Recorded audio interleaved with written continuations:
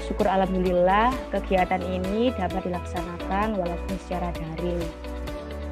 Karenanya kondisi untuk saat ini tidak memungkinkan untuk melakukan secara offline, maka kegiatan ini diselenggarakan secara online yaitu dalam bentuk webinar. Harapannya semoga kegiatan ini berjalan dengan lancar dan senantiasa diberi keberkahan ilmu yang bermanfaat dari webinar donor darah sukarela ini. Acara donor darah pada tahun ini sangat berbeda tentunya daripada tahun-tahun sebelumnya. Biasanya kita mengadakan di kampus, kemudian mahasiswa donor darah.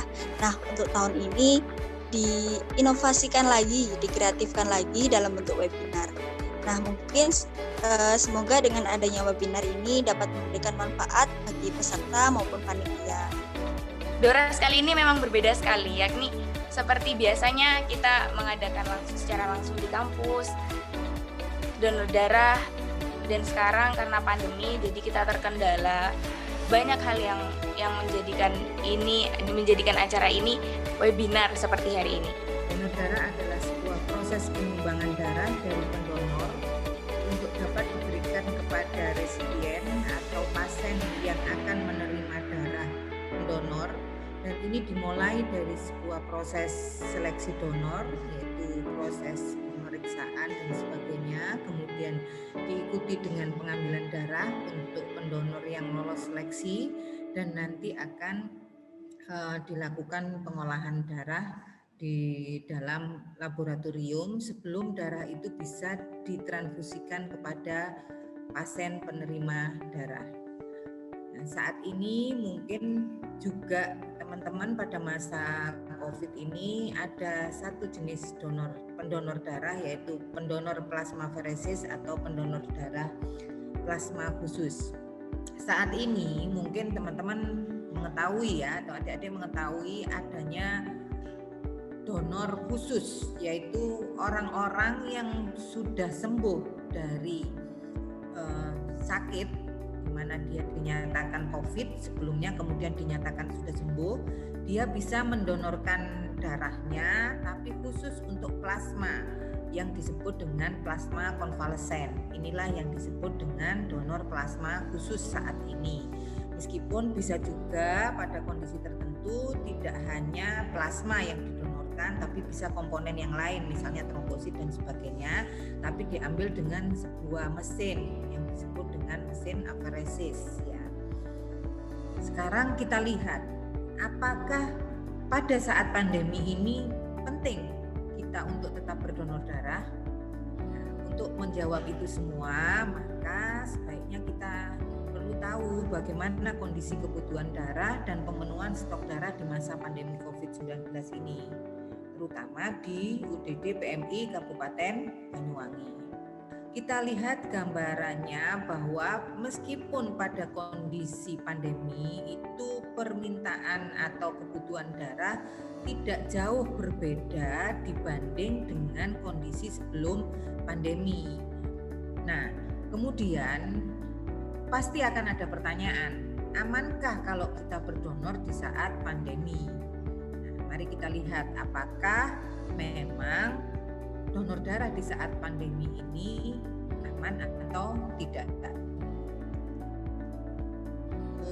Selama kita di tempat pengambilan darah itu harus menjaga kebersihan dan protokol kesehatan yang lain, juga tidak melakukan salaman atau kontak fisik dengan siapapun selama kita berdonor, kemudian juga mencuci tangan dengan cara yang benar.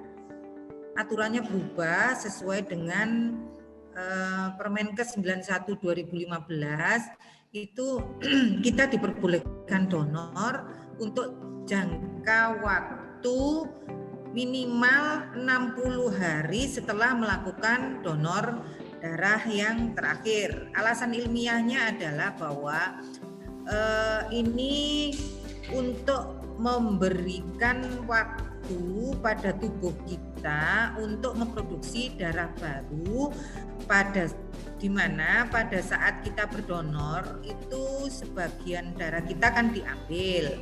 Nah, kemudian nanti akan terjadi recovery atau penyegaran kembali atau produksi kembali darah di dalam tubuh kita, dan waktu 60 hari ini adalah waktu yang diketahui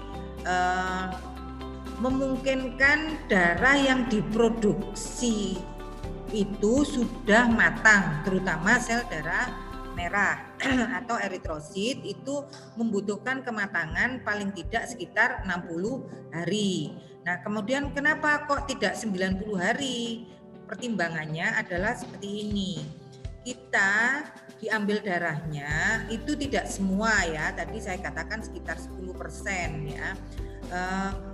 Nah, yang diambil darah kita itu adalah darah dengan usia yang bermacam-macam, sehingga harapannya dalam 60 hari ke depan itu darah yang akan diambil lagi itu adalah darah-darah yang sudah siap diambil. Teman-teman, kenapa sebenarnya darah ini lebih baik disumbangkan? Karena sekalipun darah itu tidak kita sumbangkan, secara normal itu darah akan dihancurkan pada saat usianya sudah mencapai prematur atau sudah lewat matang, dan dia akan rusak. Maka dada tidak terpakai dibuang juga, maka sebaiknya kalau kita donorkan lebih bermanfaat, gitu ya.